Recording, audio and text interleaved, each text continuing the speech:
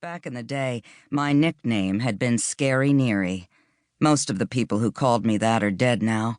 No direct causal relationship, just bad drugs and worse luck.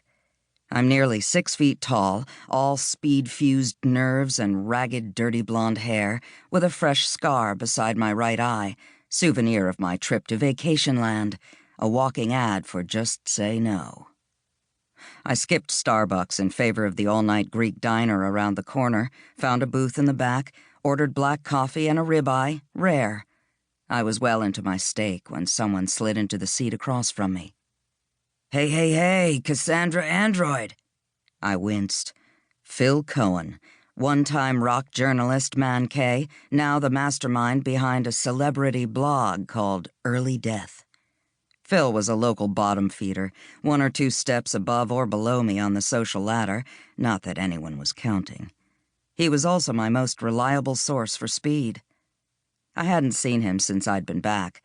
From the way he looked, alarmingly bright-eyed and bushy-tailed, the downturn in the economy hadn't hit his corner of Hoboken. Phil wasn't a bridge and tunnel guy, more just a tunnel guy, especially when you factored in his rat-like ability to scrounge a living in the dark. Phil, how's it hanging? Not bad, not bad. Hey, I saw your photo got picked up by the smoking gun. Nice work. How the hell'd you do that? I pushed away my plate. Fuck off, Phil. Phil looked wounded. I told that German editor to get in touch with you, the lady from Stern. They pay good money. I figured you could use a taste. You put her in touch with me? Phil nodded. He was fidgeting so much he looked like a life-size bobblehead. Yeah, sure. How'd you think? Good thing your old man's a lawyer. I glared at him and finished my coffee. Phil was the one who'd sent me to Maine. He'd lied about the interview he'd supposedly lined up, and lied about just about everything else, too. His connection turned out to be a photographer named Denny Ahern, whose favorite subjects were decomposing bodies in trees. Long story short, Denny went overboard off the Maine coast and was now presumed dead. The story got some press, but quickly ran out of steam since the killer was gone and the remains of only 2 victims had been recovered. My own involvement in everything was a little shaky. I kept a low profile until I was safely back in New York, where an editor from the German tabloid weekly Stern had rung me a few days after my return. I so admire your work, Cassandra. Her voice had risen slightly. Your photo book, Dead Girls, that was brilliant. I was a big Bowie fan then, you know. We'd give you an exclusive. She had been disappointed when I told her I didn't have any photos of the serial killer or his victims. I'd been disappointed, too, when she named the figure they'd pay. Then I remembered the roll of film I'd shot on the island but hadn't yet developed. It had been a weak moment for me. Most of my moments are like that. Finally, I said, You familiar with a photographer named Aphrodite Comestos? Aphrodite Comestos, of course. She's very well known here.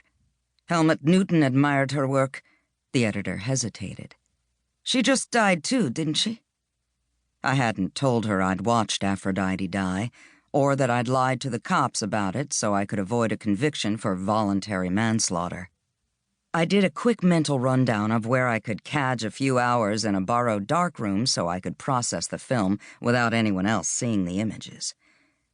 Yeah, I might have an image of her, kind of a memento mori, like a death mask. A death mask? Sure, you know, something taken right after she died. The editor had moaned. Oh, that would be so great. Now I stared across the table at Phil. Yeah, good thing my old man's a lawyer. So, you got anything in that little black bag for me?